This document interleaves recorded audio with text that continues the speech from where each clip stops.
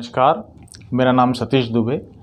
मैं इंदौर एमपी से हूँ और मेरी एज इस टाइम 64 रनिंग में है और मैं एमपी गवर्नमेंट में उससे रिटायर्ड हूँ।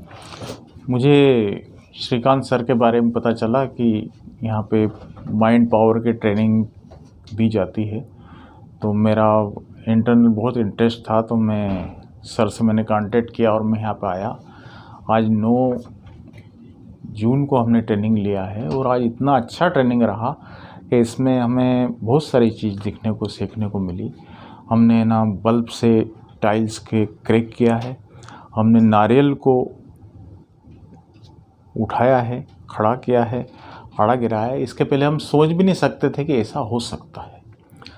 और दूसरी चीज़ें भी हमें बहुत कुछ सीखने को मिली और मैं इस काम के लिए श्रीकांत सर को और मैडम को बहुत बहुत धन्यवाद देता हूँ और बहुत अच्छी ट्रेनिंग रही। Thank you.